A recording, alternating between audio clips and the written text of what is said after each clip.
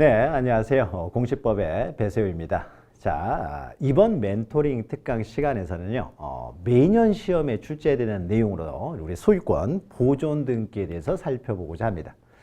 자, 소유권 보존 등기는요, 가끔 안 나올 때도 있지만은 매년 나오는 내용이기 때문에 여러분 반드시 잘 정리해 두셔야 됩니다.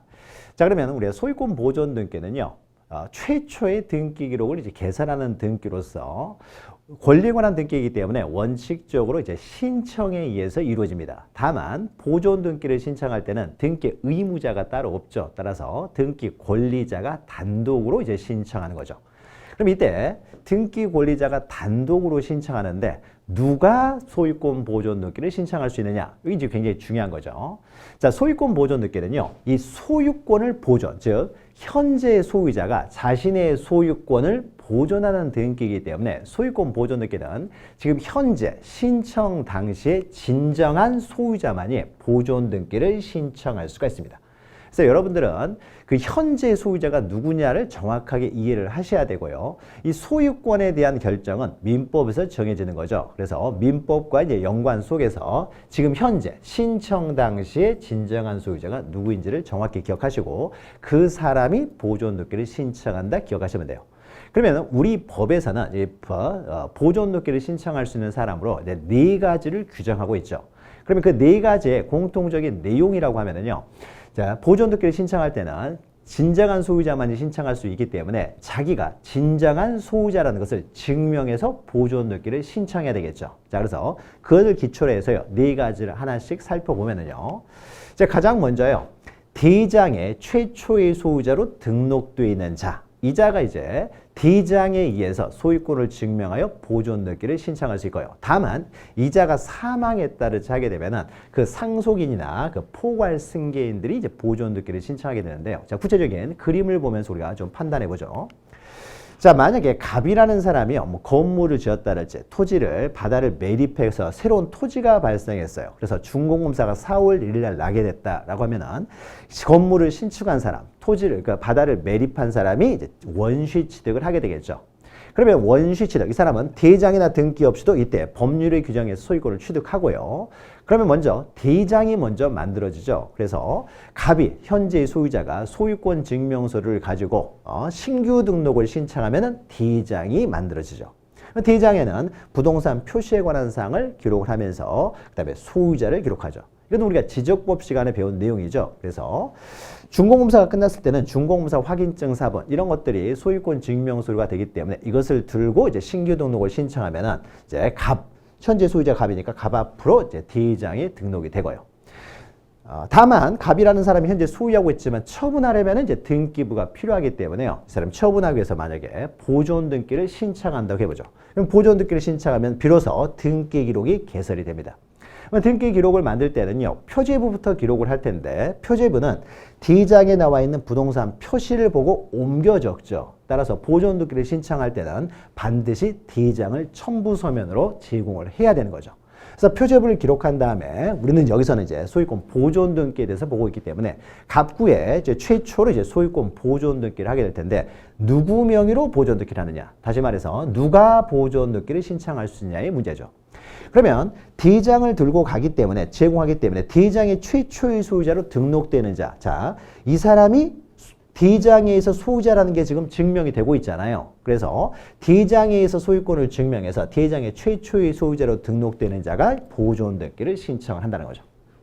자, 다만 대장이 갑으로 되어 있으면 갑이 보존 등기를 신청하는데 만약에 갑이 사망을 했어요. 사망을 해서 유일한 상속인이 을이라고 해보죠. 자, 그러면 현재 소유자는 누구입니까? 갑은 사망했기 때문에 상속인이 등기 없이 법률의 규정에서 바로 소유권을 취득하죠. 자, 그러면 현재의 소유자는 누구예요? 상속인 을이 되겠죠. 즉 포괄 승계, 상속인 을이 됩니다. 그럼 보존 등기를 누가 신청하느냐에 있어서요. 갑이 최초의 소유자이기 때문에 갑 앞으로 보존 등기라고 을 앞으로 상속 등기를 하느냐에 있어서요. 현재 소유자는 갑이 아니죠. 현재 소유자는 을이죠. 또 사망자 명의로는 등기를 하지 않아요. 사망자는 등기 신청 적격이 없으니까. 즉, 갑 앞으로 보존 등기를 한 다음에 상속 등기로 상속을 원인으로 이전 등기를 하는 것이 아니라 현재 소유자, 상속인 명의로 직접 보존 등기를 한다는 거죠. 이것도 좀 기억하세요. 상속인이 대장의 최초의 소유자로 등록되는 자 명의로 보존 등기를 한 다음에 상속 등기, 즉 상속을 원유로 이전 등기를 하는 것이 아니라 상속인이 직접 보존 등기를 신청한다라는 것이죠. 자, 요거 이제 먼저 기억하시고요. 자, 그런데 이제 조금 문제를 좀 더 심각하게 들어가게 되면요. 대장과 관련돼 가지고요. 대장의 최초의 소유자로 등록돼 있으면 이자가 보존 등기를 신청을 할 텐데 만약에 대장상에요. 이전 등록이 되어 있어요. 을 앞으로 이전 등록이 되어 있습니다. 자, 그럼 현재 소유자는 누구예요? 대장이 을로 되어 있다고 해서 을이라고 하면 안 돼요. 대장은 권리를 공시하는 장부가 아니에요. 을이 소유권을 취득하기 위해서는 등기가 필요하죠. 등기를 해야 소유권을 취득하는 것이고 아직은 등기되기 전에는 소유자가 아니에요. 그러면 진정한 소유자는 누구예요? 여전히 갑이 소유자인 거죠. 따라서 대장상 이전 등록을 받은 사람은 직접 보존 등기를 하지를 못하고요. 아직 소유자가 아니니까 현재 소유자 명의, 즉 갑 명의로 먼저 보존 등기를 하고, 즉 대장의 최초로 등록된 사람 명의로 보존 등기를 한 다음에 을은 이전 등기를 해야 되는 거죠. 자, 을은 갑한테 채권만 있어요. 갑이 보존 등기를 하지 않으면 을도 이전 등기를 못하는 거죠. 근데 갑이 보존 등기를 하지 않아요. 그러면 을은 갑에 대한 채권자로서 채무자를 대위해서 먼저 갑 명의로 보존 등기를 시킨 다음에 자기 명의로 이전 등기를 해오는 겁니다. 즉 대장상 이전 등록을 받은 사람은 직접 보존 등기를 신청하지는 못해요. 자, 그런데 여기서 좀 더 들어가게 되면요. 만약에 을이 보존 등기를 신청을 합니다. 자기 명의로. 그러면 등기관은 각하를 해요? 실행을 해요? 절차를 위반했잖아요. 보존 등기를 신청할 수 없는 사람이 보존 등기를 신청하기 때문에 각하를 해야 되는 거죠. 그런데 등기관이요. 이를 강구하고 등기를 실행을 해버렸어요. 이때 그 등기의 이제 효력입니다. 이게 유효냐 무효냐라는 거죠. 다시 말해서 을 앞으로 보존 등기가 직접 됐어요. 자, 이런 등기를 우리는 뭐라고 합니까? 맨 앞을 생략하고 이루어진 등기니까 모두 생략 등기라고 하는 것이죠. 그러면 이게 유효냐 무효냐에 있어서는요. 어차피 을 명의로 등기될 사람 앞으로 등기가 돼 있으니까 실체 권리 관계에 부합을 한다는 거죠. 실체 권리 관계에 부합하니까 이 등기도 유효가 되는 거죠. 자, 그래서 우리가 이전 등록을 받았을 경우에는요. 이전 등록을 받은 사람이 보존 등기를 신청할 수 있느냐라고 하면은 할 수 없다라고 해요. 다만 그 명의로 등기가 이미 이루어져 버렸을 때 그 등기가 유효하냐라고 하면은 또 이때는 유효하다라고 해야 되는 거죠. 그래서 묻는 질문에 따라서 대답이 틀려지니까요. 어떻게 묻고 있느냐에 따라서 여러분들이 정확히 답을 찾아낼 수 있어야 되겠죠. 자, 이전 등록을 받았을 때의 내용이고요. 자, 또 하나 이 대장과 관련돼서 또 하나 들어가게 되면요. 만약에요. 국으로부터 이전 등록을 받았어요. 자, 우리가 모두 생략 등기를 규제하는 이유는 탈세나 투기를 억제하기 위해서 모두 생략 등기를 이제 억제하는 것인데 만약에 국으로부터 이전 등록을 받았을 때는 어떻습니까? 국가가 탈세나 투기를 하는 건 아니잖아요. 따라서 국으로부터 이전 등록을 받은 사람은요. 직접 자기 명의로 보존 등기를 할 수가 있습니다. 자, 여기까지 기억하시고요. 그 다음에 또 좀 더 들어가서요. 우리가 앞에서요. 상속인이 보존 등기라는 것, 그것과 관련해서 좀 더 들어가게 되면은요. 만약에 갑이 사망해서 아직 보존 등기가 되기 전에 갑이 사망해서 을이 유일한 상속인인 경우에요. 을 명의로 직접 보존 등기를 한다고 했어요. 자, 그런데 갑이 사망하기 전에요. 유증을 했어요. 유언으로 증여를 했다는 거죠. 그래서 병한테 유증을 했을 때, 자, 유증을 했을 때는 누구 명의로 보존 등기를 하느냐예요. 그럼 이때도 소유자를 우리가 찾아야 됩니다. 근데 유증의 종류는 두 종류가 있죠. 포괄 유증과 특정 유증이 있어요. 그러면 이때 포괄 유증 같은 경우는요. 법률의 규정에 의한 물권 변동으로 보기 때문에 등기 없이 바로 소유권을 취득하죠. 즉 갑이 병에게 포괄 유증을 하고 사망을 하게 되면요. 이 유증을 받은 사람, 수증자는요. 등기 없이 바로 소유권을 취득하죠. 다시 말해서 포괄 유증이 이루어지면 상속이 이루어지지 않고 포괄 유증자에게 직접 소유권이 넘어와요. 그럼 포괄 유증을 했을 때 현재 소유자는 누구예요? 병이 되는 거죠. 그럼 누구 앞으로 보존 등기를 해야 돼요? 병 명의로 보존 등기를 하게 되는 거죠. 갑은 사망했으니까 등기 명의 됐었고 을은 소유자가 아니잖아요. 그러니까 병 명의로. 그래서 포괄 유증을 받은 사람은 직접 자기 명의로 보존 등기를 신청할 수가 있습니다. 근데 만약에 특정 유증이었을 때는 어떻게 될까요? 특정 유증. 특정 유증은 법률 행위에 의한 물권 변동이기 때문에 등기를 하여야 물권이 변동돼요. 다시 말해서 등기가 아직 안 돼 있는 상태에서는 아직 병은 소유자가 아니에요. 그럼 병은 소유자가 아니면 현재 누가 소유자가 되겠어요? 갑은 사망했잖아요. 그러니까 현재는 을, 상속인이 등기 없이 소유권을 가지고 있죠. 그럼 누구 명의로 보존 등기를 해야 되겠어요? 현재 소유자인 상속인 명의로 먼저 보존 등기를 하고 특정 유증을 받은 사람 앞으로 이제 이전 등기를 하게 되는 거죠. 즉 유증이 있었을 때는 포괄 유증을 받은 사람은 직접 보존 등기를 신청할 수 있지만 특정 유증을 받은 사람은 상속인 명의로 보존 등기를 한 다음에 이전 등기를 해야 된다라는 것이죠. 자, 대장에 의해서 보존 등기를 신청할 수 있는 경우에 대해서 이제 살펴보았고요. 자, 그런데 이제 좀 더 나아가서 이제 두 번째입니다. 자, 갑이 원시 취득을 했는데요. 대장에 을 명의로 등록이 돼 있어요. 갑 명의로 돼 있으면 갑이 보존 등기를 하면 되는데 을 명의로 돼 있어요. 대장이 지금 잘못 기록이 돼 있는 거예요. 그러면은 대장을 가지고 와서 갑이 자기 명의로 보존 등기를 신청하지는 못하겠죠. 현재 소유자는 갑이에요. 대장이 지금 잘못 등록되어 있는 겁니다. 그러니까 대장에 의해서 소유권을 증명하지 못해요. 그러면 갑은 다른 방법에 의해서 자신의 소유권을 증명을 해야 되겠죠. 그 증명하는 방법으로 갑은 을을 상대로 승소 판결을 받는 거죠. 소유권에 관해서 승소 판결. 대장에는 을로 되어 있지만 진정한 소유자는 나다라는 승소 판결에 의해서 자신의 소유권을 증명하여 보존 등기를 신청할 수가 있습니다. 자, 그러면 이때 이제 판결에 의해서 이제 보존 등기를 신청하는 경우인데요. 조소도 확정 판결과 동일한 효력을 갖기 때문에 조소를 들고 와도 상관없어요. 그럼 이때 두 번째, 확정 판결에서 소유권을 증명하는 자가 보존 등기를 신청하는 방법을 보죠.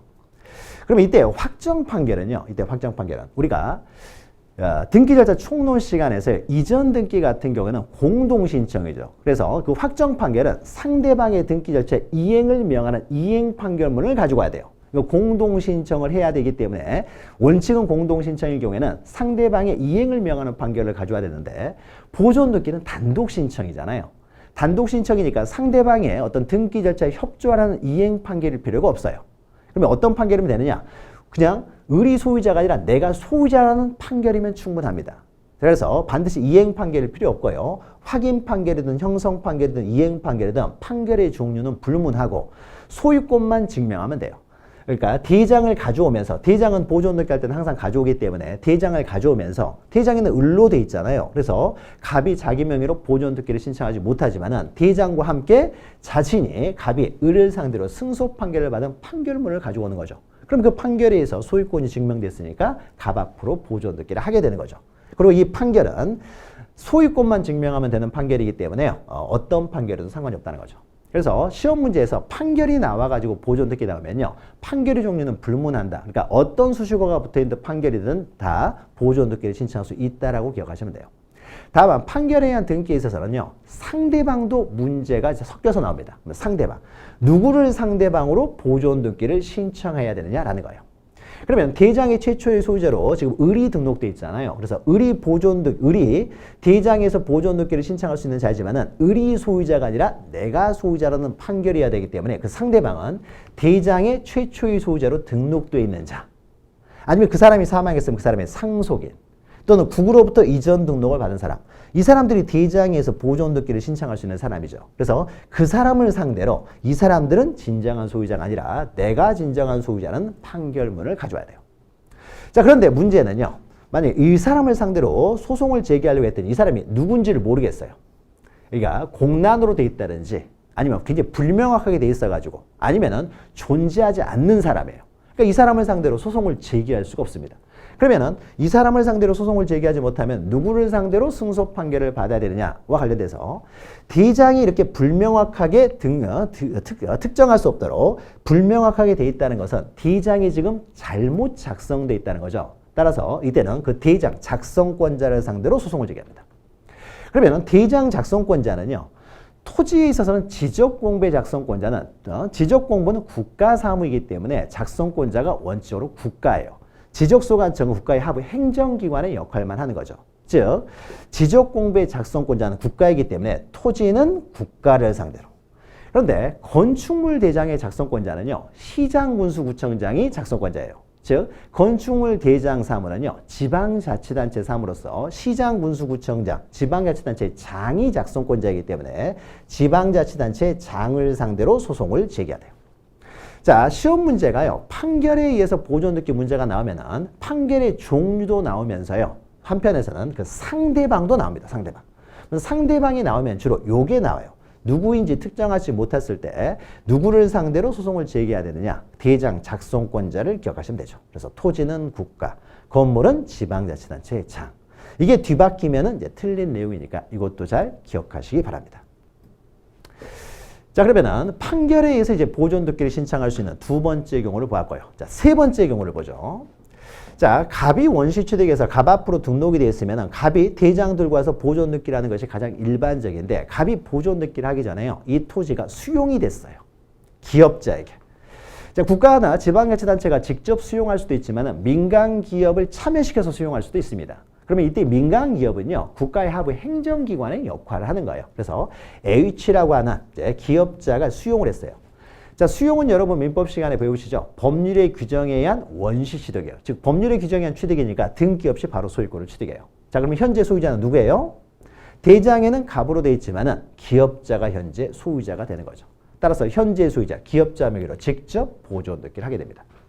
소유자가 아닌 사람 명의로 보존듣기를 할 수 없으니까요. 그래서 세 번째가 나오죠. 즉 수용에 의해서 소유권을 취득했음을 증명하는 자는 그 증명을 해가지고, 그러니까 수용을 통해서 취득했다는 증명, 뭐 협의서나 재결서 등을 가져와서 직접 보존듣기를 신청하게 됩니다. 이게 세 번째 보존듣기를 신청하는 경우가 되는 거죠. 자, 이때 수용에 있어서는요, 미등기 부동산을 수용했을 때는 직접 보존듣기를 하는데 만약에요, 이미 등기가 돼 있어요. 갑 앞으로 이미 보존듣기가 되어 있는 상태에서 수용이 이루어집니다. 그럼 수용은 법률의 규정에 의한 원시취득이기 때문에 이걸 다 말소하고 다시 보존등기를 해야 되는 것이 맞지만은 그러려면 절차를 여러 번 절차를 여러 번 거쳐야 되기 때문에 빨리 실체관계 일치시키기 위한 방법을 해요. 이때는 굳이 이걸 말소하지 않고요, 이전등기 형식을 취합니다. 그래서 우리가 이전등기 파트 가면은 수용을 원인으로 하는 이제 이전등기를 또 다루게 되는 거죠. 그래서 미등기 부동산에 관한 문제가 나오면은 그것은 보존등기에 관한 문제예요. 그래서 보존등기를 누가 신청하느냐의 문제가 되고, 이미 등기된 부동산에 대해서 뭐 이렇게 수용, 뭐 기타 등등 나오게 되면 이거는 이전 등기에 관한 문제다. 이렇게 이제 구별을 하셔야 되는 거죠. 자, 그래서 수용을 원인에 수용에 의해서 소유권을 증명하는 자도 직접 보존등기를 신청할 수 있고요. 자, 마지막 이제 네 번째가 됩니다. 자, 가장 일반적인 우리가 계속 반복되지만 대장의 최초의 소유자로 등록된 자가 이제 보존등기를 신청하는 첫 번째가 가장 대표적인 것이 될 텐데요. 만약에 요거 네 번째는요, 이게 건물일 때요. 자, 부동산이 건물인 경우입니다. 자, 건물이면 건축물 대장에 지금 등록돼 있겠죠. 그러면 건축물 대장을 들고 와서 대장에서 최초의 소유자로 등록된 자라는 걸 증명해서 보존등기를 신청할 텐데 아직 건축물 대장이 만들어지질 않았어요. 그러면 대장을 가지고 지금 보존등기를 신청할 수가 없게 되는 거죠. 그럼 우리가 앞에서 잠깐 언급했지만은 건축물 대장은 지방자치단체 사무다 보니까 작성권자가 지방자치단체 장이 됩니다. 근데 얘들이 아직 건축물 대장을 만들지 않았어요. 그러면 대장에서 보존등기를 신청하지 못하지만은 이 사람들이 건축물 대장 작성권자들이 이 건축물 대장하고 동일한 확인서를 하나 써줍니다. 동일한. 그러니까 건축물 대장하고 동일한 내용의 확인서를 하나 써주면 어떻습니까? 건축물 대장 작성권자가 작성한 확인서이기 때문에 요 확인서는 건축물 대장하고 동일한 효력을 갖게 되겠죠. 따라서 대장이 없다라고 하더라도 건축물 대장 작성권자의 확인서를 가져오면은 확인서에 의해서 직접 또 보존등기를 신청할 수가 있어요. 이게 네 번째죠. 즉 대장이 만들어지기 전이라고 하더라도 건물 같은 경우는 지방자치단체의 장인, 건축물 대장 작성권자인 지방자치단체의 장의 확인서에 의해서 보존등기를 또 신청할 수도 있다는 거죠. 다만 네 번째는 잘 우리가 기억하셔야 되는 것이 건축물 대장 작성권자에 의해서 확인에 의해서 보존등기를 신청하기 때문에요. 건축물 대장 작성권자의 확인에 의해서만 보존등기를 하기 때문에 건축물 대장 작성권자인 건물에 대해서만 가능하지 토지에 대해서는 안 된다라는 거죠. 그러니까 건축물 대장 작성권자에 의한 보존등기이기 때문에 건물에 대해서만 인정되지 토지에 대해서는 네 번째가 적용이 안 된다. 그래서 시험 문제가 나오면요, 보존등기 문제는 가장 먼저 여러분이 확인할 것이 이것이 토지냐 건물이냐부터 확인을 하셔야 돼요. 그래서 건물인 경우에는 네 번째가 해당이 되지만은 토지 같은 경우에는 네 번째가 해당이 안 된다는 거죠. 그래서 건축물 같은 경우는 건축물 대장 없이도 보존등기가 먼저 되는 경우도 있지만요, 토지 같은 경우는 그럴 일이 없습니다. 토지는 언제나 대장이 먼저 만들어진다 기억하시면 돼요. 자, 그럼 우리가 여기까지 해가지고요, 보존등기를 신청할 수 있는 네 가지 경우죠. 이제 대장에 의해서 최초의 소유자로 등록되는 자나 그 상속인. 또 하나가 대장의 소유자로 등록이 안 돼 있으면 확정 판결에 의해서 소유권을 증명하여 보존등기를 신청할 수도 있고, 또 수용이 됐을 때는 수용에서 소유권을 증명하여 보존등기를 신청할 수 있고, 네 번째, 이제 건물에만 국한되는 것으로서 건물 같은 경우에는 건축물 대장 작성권자인 시장군수구청장의 확인서에 의해서도 보존등기를 신청할 수 있다. 이 네 가지를 먼저 잘 기억하시고요. 그럼 이 사람들이 신청을 할 때요, 이제 빈손으로 가는 건 아니겠죠. 그래서 신청 정보와 이제 첨부 정보를 제공하게 되는데, 이 신청 정보, 첨부 정보에 있어서 보존등기의 가장 중요한 특색으로는요, 우리가 일반적으로 소유권 이전 등기 등을 할 때는 등기 원인을 적죠. 등기 원인. 그 다음에 등기 원인 일자를 적죠. 그러니까 매매를 원인으로 이전할 때는 등기 원인 매매 적고 원인 일자, 매매한 날을 적게 되는데, 소유권 보존 등기는요, 자신의 소유권을 보존하는 등기일 뿐이에요. 자신의 소유권을, 그래서 소유권 보존하는 등기일 뿐이기 때문에 등기 원인이나 등기 원인, 그러니까 등기 원인이 존재하지 않는다는 거죠. 등기 원인이 존재하지 않기 때문에 원인 일자라는 것도 존재하지 않는 거죠. 그래서 보존등기의 특징은 어떤 형식으로 어떤 이유로 보존등기가 되든지 간에 보존등기에 있어서는 등기 원인이 존재하지 않기 때문에 등기 원인과 연원리를 등기부에 기록하지를 않는다는 거죠. 등기부에 기록하지 않기 때문에 신청 정보로 등기 원인과 연원리를 제공할 필요도 없다라는 것이죠. 그래서 이게 신청 정보의 가장 큰 특징이고 시험에 잘 나오니까 기억하시고요. 또 등기상 이해관계인이라는 게 없죠. 보존등기는 최초의 자기 명의로 등기를 하기 때문에 등기상 이해관계인이라는 개념이 존재하지 않아요. 이해관계인이 존재하지 않는 거죠. 따라서 등기상 이해관계는 승낙서 이런 것들의 제공 문제는 애초에 발생하지를 않는다는 거죠. 그래서 신청정보, 첨부정보의 특색인데 특히 신청정보와 관련돼서 등기 원인, 연원리 이것을 등기부에 기록하지 않으니까 보존등기를 할 때는 신청정보로도 제공할 필요가 없다. 요거 잘 기억하시면 돼요. 그럼 지금까지는 이제 보존등기가 단독 신청에서 이루어진 경우에 대해서 살펴보았어요. 그래서 보존등기도 원칙적으로 그 보존등기 신청 당시에 소유자에서 이루어지는데 때로는 예외적으로요, 등기관의 직권에 의해서 이루어지는 경우도 있죠. 등기관의 직권. 자, 어떤 경우입니까? 우리 두 가지가 있죠.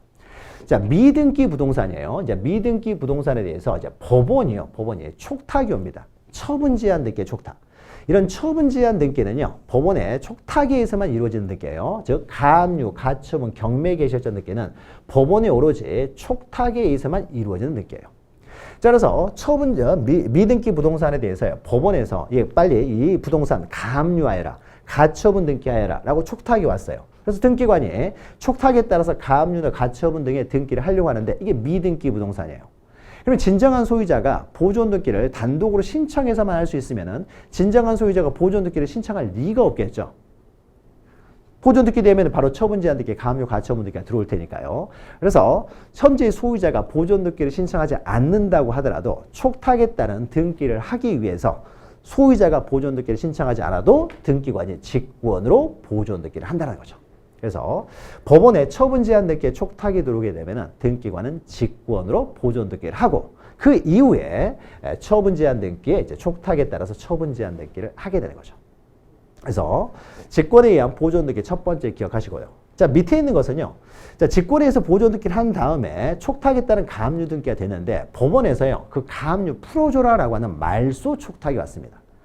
그러면 가압류 등기에 말소 촉탁이 왔으니까 촉탁에 따라서 가압류를 말소할 텐데 그럼 가압류를 말소할 때 직권에 의해서 이루어진 보존등기도 함께 말소하느냐? 보존등기는 진정한 소유자 앞으로 보존등기가 되어 있기 때문에 실체관계에 부합하는 등기예요. 따라서 보존등기까지 말소하지는 않는다라는 거죠.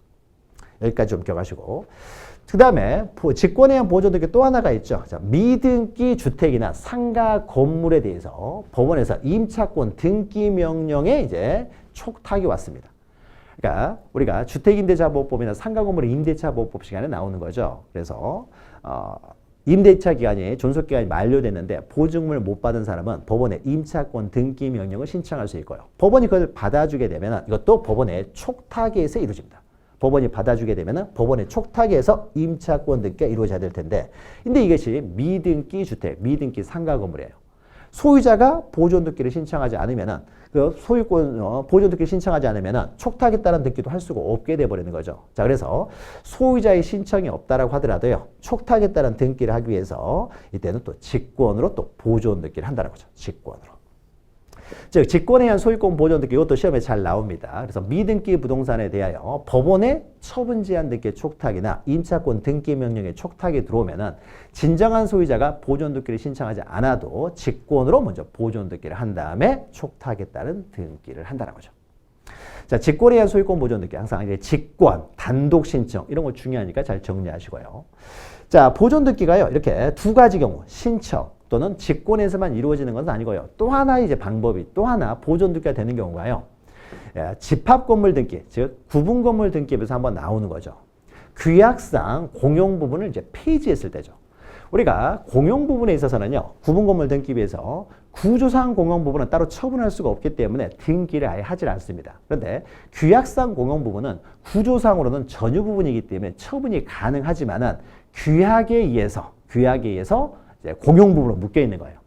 자, 그래서 규약만 폐지하면 얼마든지 전유 부분으로서 처분이 가능하기 때문에 등기 기록은 둡니다. 등기 기록은 2대. 다만 이 공용 부분은 언제나 전유 부분과 일체가 돼서 처분될 수 있도록 갑구을구를 따로 두지 않고 표제부만 두는 거죠. 그리고 그 표제부에다가 공용 부분이라고 적어 놓는 거죠. 그래서 표제부만 만들면서 공용 부분으로 되어 있는데 이 규약을 폐지했다는 거죠.